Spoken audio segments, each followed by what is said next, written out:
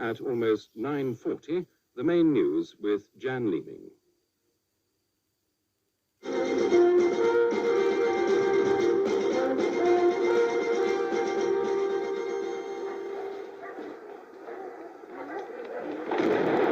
Dramatic end of the 6-day siege. 19 hostages, including the 3 Britons, are safe. The end came with an assault on the building by the Army's Special Air Services Regiment, the SAS, not long after gunmen had killed 2 hostages and pushed the body of one out onto the embassy steps. They threatened to kill another hostage every half hour. It ended with 3 gunmen dead, 1 in hospital and another in police custody.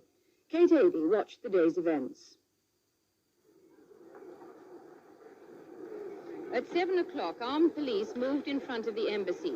2 men ran forward with a stretcher and went into the porch.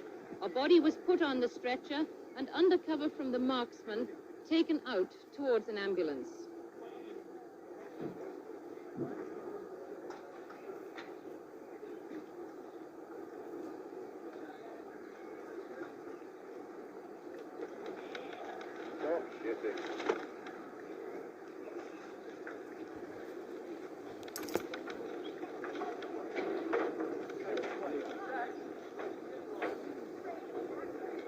Then Scotland Yard told the waiting press that 3 shots had been fired and a hostage had been killed.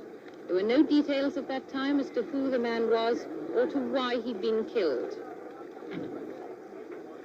The atmosphere seemed calm, with just a little tension in the air. Then some men were seen heading across from adjacent balconies on the 1st floor.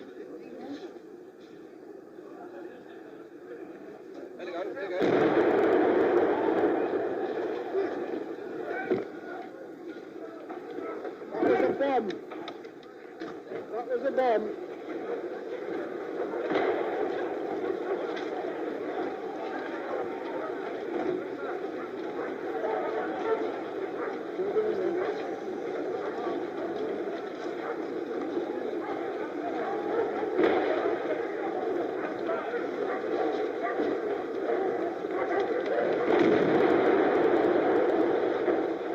The explosion ripped through the building. A pall of smoke covering the front of it. The SAS had moved in.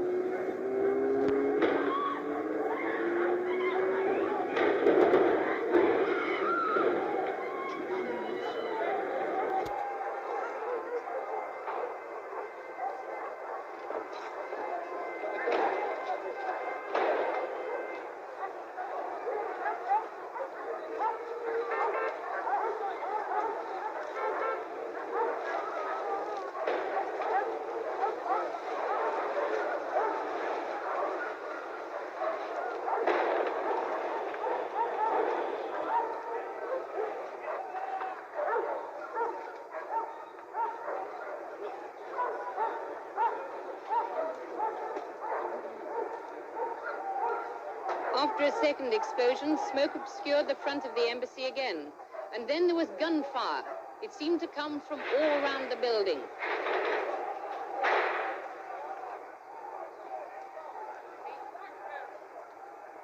By this time, the police and the press nearby were told to take cover, and they scrambled behind cars and equipment. Shots rang out all over the street.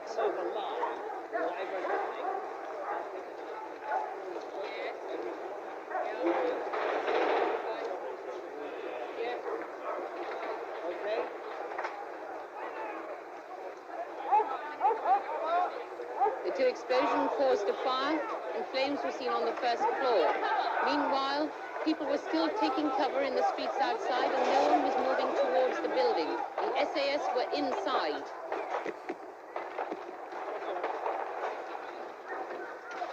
The first hostage to come out was BBC sound recordist Sim Harris. He scrambled from the balcony into the adjacent building. He'd gone to the embassy last Wednesday to get a visa for Tehran with BBC producer Chris Kramer.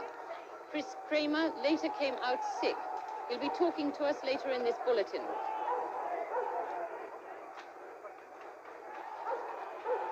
The embassy by then was surrounded by activity. and a seeming confusion. The emergency services moved